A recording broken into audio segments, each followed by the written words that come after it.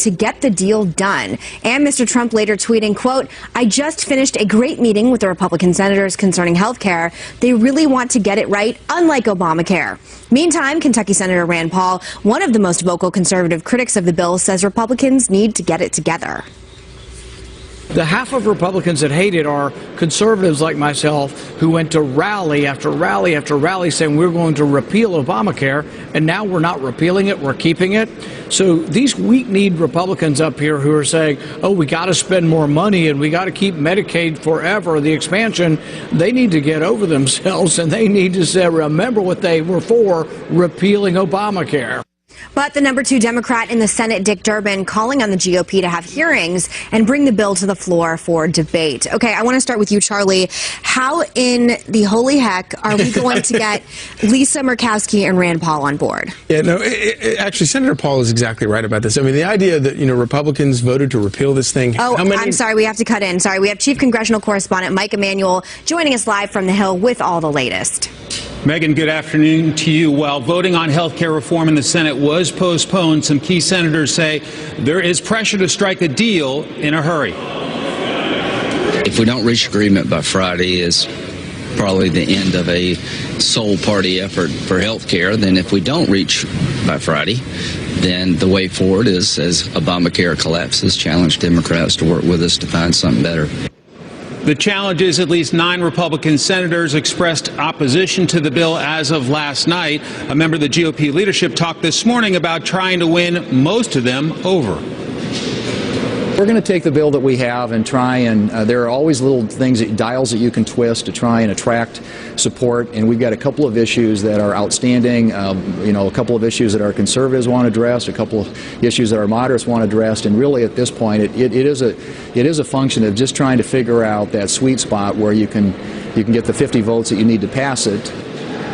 As for Democrats, some are already calling for single-payer health care to be the next step after Obamacare. While they were pleased that the majority had to hold off the vote, they're also not counting out the majority leader at this point. Senator McConnell is not going to give up.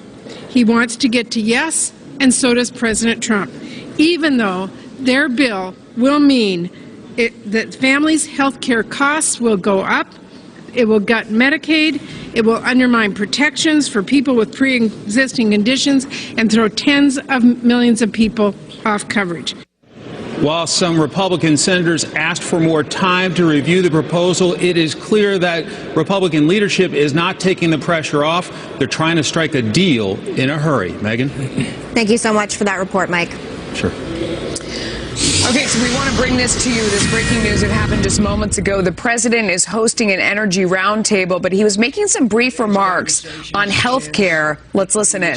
State, local, and tribal leaders to discuss how we can cooperate and support them even more in unleashing these domestic energy reserves. They're tremendous reserves that we never appreciated, we never understood, but now we understand them very well. I'm confident that working together, we can usher in a golden age of American energy dominance and the extraordinary financial and security benefits that it brings to our citizens, not only the Native Americans, but all over the country. And we're seeing it more and more, and it's happening more and more. I just also want to tell you that yesterday we had a tremendous meeting. The Republican senators met on health care, and the meeting went really well. We're talking about a great form of health care. Obamacare is dying. It's essentially dead. If you don't give it the subsidy, it would die within 24 hours. It's been a headache for everybody. It's been a nightmare for many. And we are looking at a health care that would be a fantastic tribute to our country, a health care that will take care of people finally for the right reasons and also at the right cost. Be a tremendous reduction in cost from what Obamacare is. Yesterday in Alaska, a great state, they had it was announced a 216% increase. So we have a plan that if we get it approved, it's very tough. Every state is different, every senator is different, but I have to tell you, the Republican senators had a really impressive meeting yesterday at the White House. We had close to 50 of them. We have 52. We need almost all of them. That's never easy. But we had essentially 50 show up to the meeting, and the other 2 are on our side. I think we're going to get at least very close, and I think we're going to get it over the line. There was a great, great feeling in that room yesterday. And what also came out is the fact that this health care would be so good, would be far better than Obamacare, and would be much less expensive for the people, and actually much less expensive also for the country.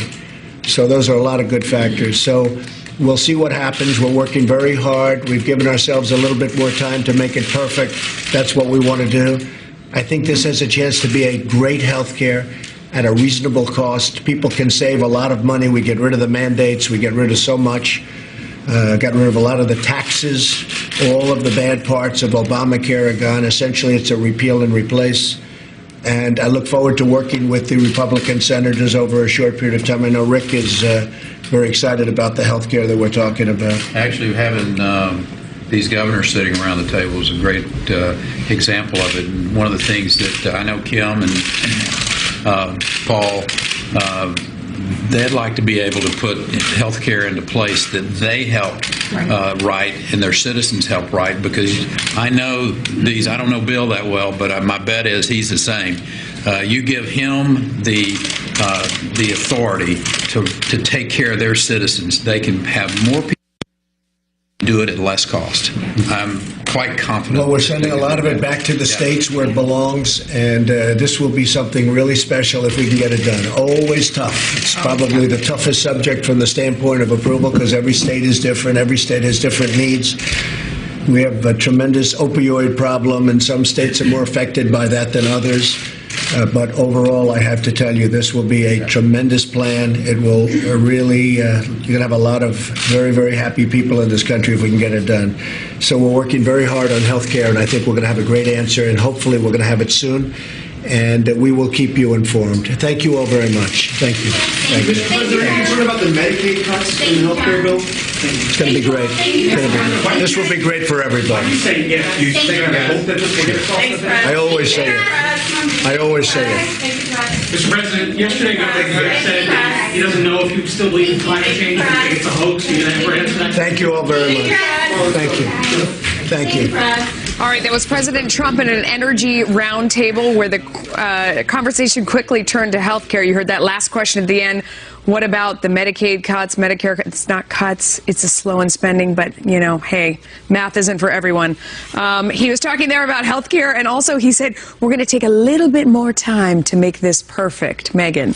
I want to go back to you, the question that we were asking earlier. What reality are we living in when we're going to get Lisa Murkowski and Rand Paul on the same page? We can only afford two senators, and those 2 are already down. Do you really think they're going to end up hedging? No, I mean, I think it's absolutely going to be very tough. But what Rand Paul said, I think, is exactly right. I mean, the idea that we voted how many times to repeal Obamacare when Republicans controlled Congress and you had President Obama in the White House, and were they joking? Was it just it was just sort of kidding with America that because they didn't have anything to replace it with?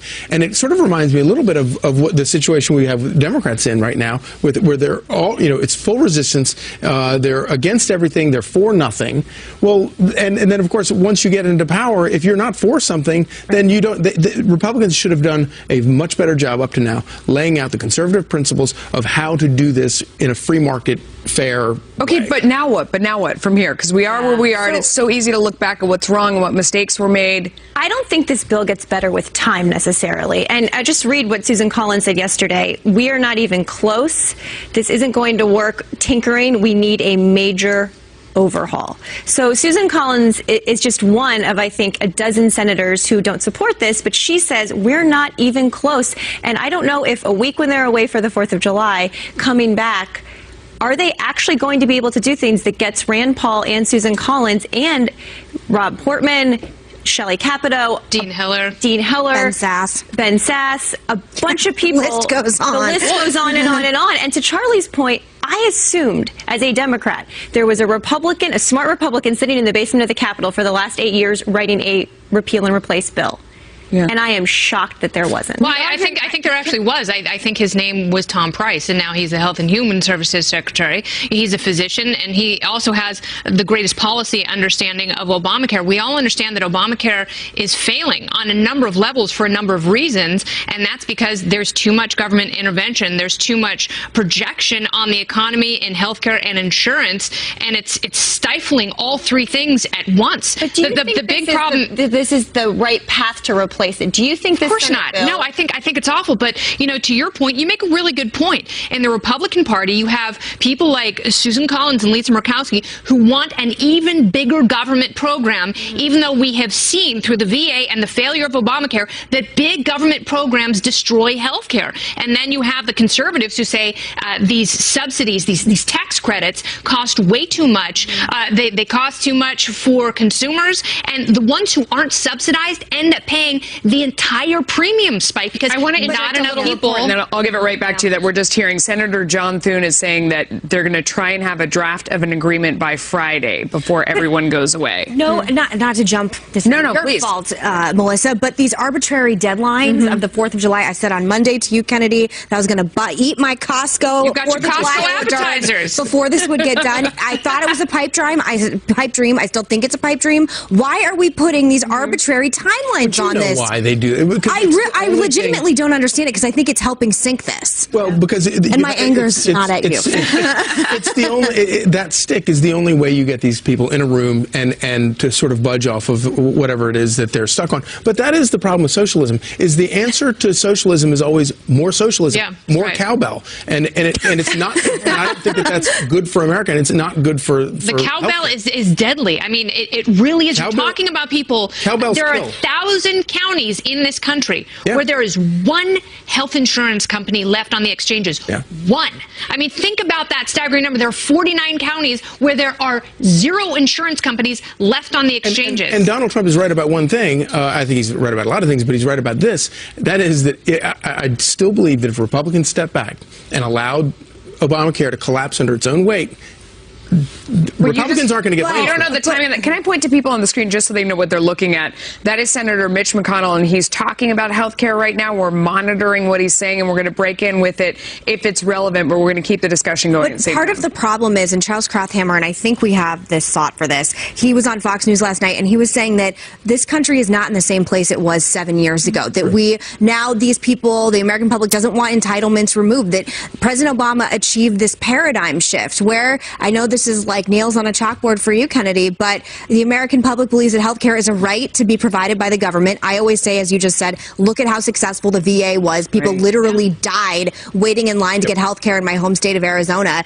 But is that the problem? The President Obama has achieved this paradigm shift, and the support statistically for repeal and replace is lowering every day. No, I mean, Obamacare for this Senate bill. It's at 38% for this Senate bill is public support right now. Okay, well, I understand that because it's a horrible bill. I mean, look, it's a Republican bill, and Republicans hate it. You know, you've got people, 2 factions, and they all essentially despise the bill, this form of socialized medicine. And I have to give President Obama credit because the bill, the ACA, was brilliantly written because he got those pongy sticks into the economy, and they're impossible to remove without collapsing healthcare and insurance. But let me take it back to another county statistic, and that's in my home state of Ohio and places like West Virginia. Somewhere upwards of 90% of people being treated for things like the opioid crisis are getting that treatment through Medicaid. And these people are legitimately scared on a county-by-county level, person by person, that will go away under this bill. Well, what is the threshold for being eligible for Medicaid? I mean, that's something that has to absolutely shift. We have to ask ourselves these fundamental philosophical questions. What is the function of government? We are expecting too much from it, and when we put that much pressure on it, it is going to collapse. They're not cutting Medicaid. They're not cutting Medicaid. You're absolutely They're right. slowing the growth. It's not being cut. Still Those people aren't expanding going to for lose 3 years. it. But you can say that all day long. People are not going to listen. Yeah. Unfortunately, Melissa. All right. Meantime, Democrats are celebrating the health care bill's delay as they vow to use the July recess to fight to kill the GOP's plan once and for all. Is it a good strategy for Dems or just more obstructionism? We debate. And after the show, you can join our live chat by clicking the Overtime tab at foxnews.com/outnumbered or go to facebook.com/outnumberedfnc. And of course, you can tweet us. See you there. We got Charlie Hurt, Melissa, Kennedy. Woo! and, of course, Marie Harf.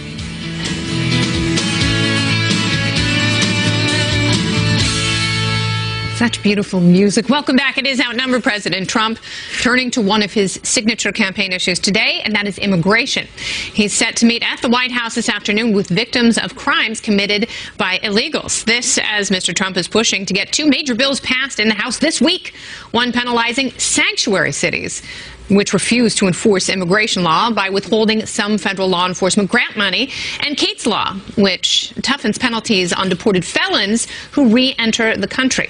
The law is named after Kate Steinle, whose 2015 murder by an illegal immigrant in the sanctuary city of San Francisco became a turning point in the immigration debate. Here's a top GOP lawmaker earlier. What this bill will do will empower the ICE authorities, withhold some grants to these cities that think they become sanctuary cities, not abide by the laws of America, but even more importantly, will allow the families to sue those municipalities if they want to break the law and not uphold the federal laws of America. All right, Charlie, so they have tried to pass similar legislation a few years in a row. How is this turn going to be different? Well, I think the big difference is we're seeing Democrats sort of back down from their rock-solid opposition to this, giving members a pass, which always means that they're trying to throw a lifeline to their members that, look, if this is going to kill you back home, you don't have to, you don't have to die on the ramparts of this one, which I think probably paves the way for it to pass. All right, so Marie, who are some of the Democrats who live in places where something like Kate's Law would ensure their future re-election? Well, that's a good question. Here's what is interesting to me about these two laws. You have groups like the Fraternal Order of Police, the International Association of Police Chiefs, law enforcement groups who don't support these laws because of the threat to cut federal funding. They say, we need this funding. Sometimes illegal immigrants help us solve really bad crimes. So this is not sort of a black and white issue. It is much more politically complicated, and I will be curious to see where this goes, and particularly if Democrats do sign on to something that has some opposition in the law enforcement community. But the funding that we're talking about here is funding that comes from the federal government for enforcing these laws. And the idea that you're going to get the funding even though you're actually not enforcing the laws is kind of absurd on the face of it. Well, the police chiefs in I think it's over 600 police they just precincts. don't want to lose the money, but they don't agree with the idea that... I would defer to them on the best way to enforce some of this. And look, this is, I think, going to have some legal challenges at the federal level if they do pass and they do get signed into law. And Megan, we've talked about this a lot.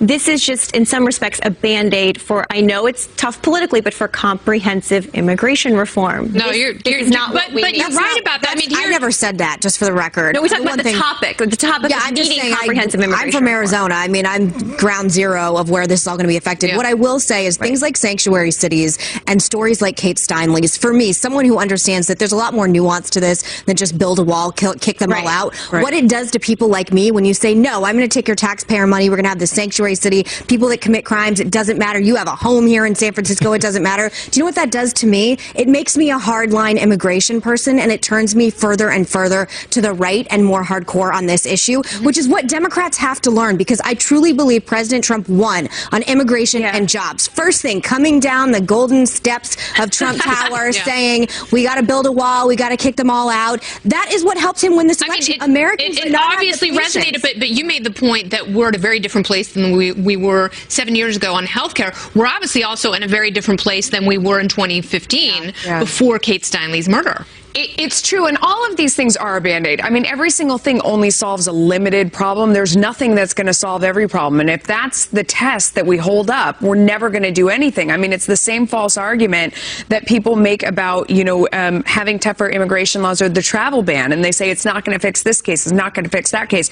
You're always going to find reasons why whatever we're doing isn't going to solve something, and we have to do a bunch of things. I mean, this is just one of them. All right. It can also help, which I think it can help. Groups like the Cato Institute say it actually won't help, and it'll just have a huge federal funding component to it that will put a lot more burden on us at the federal level and actually won't help do what it says it will. I think not having a sanctuary city could possibly help, like situations like Kate Steinle not happen, where an illegal immigrant who's committed crimes ends up killing someone. I think it ultimately could help that problem. I think it's definitely an issue that is much more of a hot button issue for some of the border states, and they have a very different conversation. But to your point, we do need immigration reform in this country, and maybe we'll get it by the end of this week. Probably.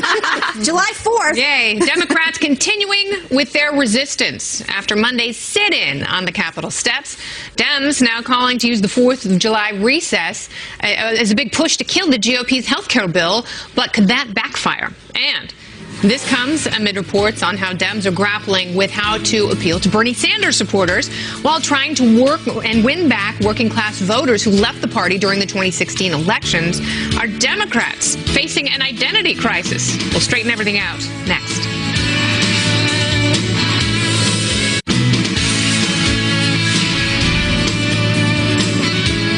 So for now, health care is on hold in the Senate as Democrats are now calling to use the July 4th recess to step up their fight to kill the Senate health care bill, saying the pushback came from the people and stressing the importance of speaking with their constituents during the break.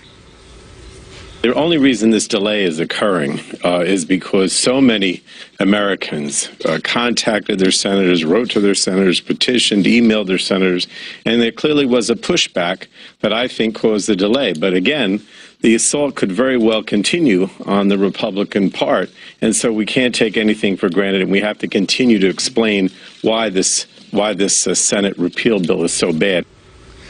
And Senate Minority Leader Chuck Schumer reminding his fellow Democrats it is not time to be taking a victory lap just yet. We know the fight is not over. That is for sure.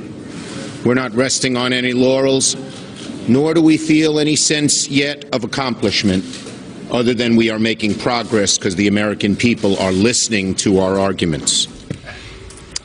Kennedy, every time I see him, I think Crying Chuck. I mean, you know, once those nicknames get, it's so hard to pry it from your brain once it gets sort of cemented in there. When I see him, I say, what the Chuck, Schumer? Every time. Because I understand they don't like the legislation, but at some point, if Obamacare is going to fail, this has to be the party of ideas. If they're going to prop it up, they're going to resuscitate it, they can't say it's a success. So at least have some alternative or amendment that you could slide into the legislation. I will never agree with it, but it's like that old bumper sticker. Jesus is coming. Look busy. Yeah. I've never seen that bumper sticker. Really? No, but I want it But now. I want it now. Yeah, I want it now. Charlie, I mean, this is sort of the problem is that everybody gets stuck in this bind of saying, no, no, no, this is awful. Oh, yeah. You need an actual solution. I mean, haven't the Democrats now learned from the Republicans? Yeah. Don't raise your hand and criticize something. And by the way, this is Senator Dick Durbin, you can see down there, who is also saying, I'm sure, how terrible this bill is and not to go for it. Yeah, and it's the lesson that they failed to learn in 2016. You know, people can make fun of Donald Trump all they want. That campaign that he ran was about issues. It was about immigration. It was about repealing health care. It was about Obamacare. It was a very issue chock full of issues. And Democrats don't have alternatives to a lot of these things. And obviously they're not learning that lesson. But listening to Chuck Schumer right there is so amusing to me because and all politicians are kind of like this, but they're really like this. They think that everything's about them, and they think that the reason, no, that's not why this bill is failing. The reason this bill is failing is because Republicans don't have their stuff together. Yeah. It has nothing to do with this groundswell of support in the country for Democrats. It's quite the opposite. What I find fascinating right now, and for those of us, we all know I have Democratic friends, and I had a conversation a few days ago where I was like, 7 years ago, before Obamacare existed, America wasn't a dystopian hellhole where old people were being thrown off cliffs and people were literally dying from the Ebola virus in the street. There was a time when Obamacare didn't exist. And in the meantime, Obamacare has been a complete disaster, especially for people in Arizona, which I always bring up because it is ground zero of the worst states that have been hit the hardest. And in the same time, millennials can't pay for this, and they're the ones that are really being royally screwed. So the idea that the only issue that matters is this emotional fear-mongering that is happening from the left, I find so insulting and so gross, and I just think if this is the only wagon you have to hitch going forward, do you know why millennials are really being punished? Because of the Obamacare community rating, because they have to pay the same for their health care. A 21-year-old has to pay essentially the same for their health care that a 64-year-old does. And people in their 60s, their health care costs are 5 times what someone would be in their 20s, yet they only have to pay 3 times more, so they really get shafted. And God forbid they don't, they're not eligible for subsidies. But these people are never going to get married and have babies. No, they're not. We're going to depopulate like Japan. Okay, we have to move on. We don't be like Japan. All right, meantime, the Hill reports that Democrats are now facing a, quote, identity crisis. This as the party struggles with how to keep its liberal base happy while attempting to make inroads with white working class voters who left the party during the 2016 elections. The article noting, quote, there are different views about what to do across the party, with some questioning whether the white working class voters can be won back by the party that seems to be tilting leftward with the rise of Bernie Sanders and other liberal voices. But some Democrats say there is a way to appeal to both progressives and white working class voters. This comes as some members saying they're losing faith in House Minority Leader Nancy Pelosi's leadership, but Pelosi shows no signs of stepping down or changing the party's direction. Can literally hear you reacting to this, Melissa. Well, I think the most interesting thing has happened in this country in that the parties have completely flipped. It used to be that really wealthy people were Republicans, and that was it. And you had labor and you had the working class, and they were Democrats, and it has now completely swapped. And whether it's bank CEOs, CEOs all across the country, wealthy people in enclaves, they're all Democrats, and working people have now become Republicans. And I don't think that Democrats have totally accepted that change, and you have to accept it before you can figure out how to fix it and how to win people back. But that's what's going on. Well, what's interesting, and I want to get your take on this, is money doesn't necessarily buy elections anymore. We saw that with the 2016 presidential race and John Ossoff's campaign in Georgia. So what is the answer? Well, I think every time a party loses a big election, you do soul searching. In 2012, I remember the Republican committee's autopsy, where their big takeaway was we need to get more Hispanic votes, and then you had Donald Trump win. So these soul searching exercises happen every time you lose, and 4 years is a long time. But I do think you're absolutely right. There has been a shift, particularly among union leadership, people in the white working class, and I do think Hillary's campaign did not understand that. And Democrats were at large. I do think you can do both. I think you can appeal to progressives. I think you can appeal to the white working class. Can I interject, though? You can. You can't do it with the people that the party leaders want. With Bernie Sanders, Kamala Harris, Elizabeth Warren, these are not the people that are going to lead you to a victory. And at the same time, you have people like Nancy Pelosi with their iron grip on power. They're going to say, I only want the absolutely most progressive leftist people possible, who, by the way, are going to our fundraisers and paying us and giving us all their money in San Francisco and Massachusetts. So it's this big conundrum for Democrats right now when you have Nancy Pelosi dictating everything, and she's not listening to people like Tim Ryan, who say, hey, you at a certain point, you're going to have to care about somebody who makes less than $50,000 a year. Yeah, and another flip in the roles of the parties. We used to think of the Republican Party as being the party that was sort of in lockstep. There's no dissension, and party leaders had total control a long time ago. But over the past 10 years, it's completely switched, and it's the Democrats who have a total lock on their party. They're able to take Bernie Sanders out at the knees, and then on the Republican side, you have everybody disagreeing and going their own way, and it's problematic. And this is my point. People say Democrats in disarray, Democrats' identity crisis. Republicans have control of the White House, the Senate, and the House, and they have not passed any major pieces of legislation that they've been campaigning on for a decade. So yes, we have our work to do on the electoral side. We have to find people like Joe Crowley, like Tim Ryan. I wouldn't actually put Kamala Harris in with Elizabeth Warren and Bernie Sanders, but people... No, she's much worse. That are the next generation to take up this mantle. But the Republican Party, as you just said, isn't exactly flourishing and thriving in terms of governing right now. Maybe we need more than 2 parties. I know that sounds like heresy. I just teed that up for you. But also, if you're not in first, you're in last. You're not winning elections. There's a hard bottom line there, and you just lost 5 special elections in a row. So they were all Republican seats. Those are all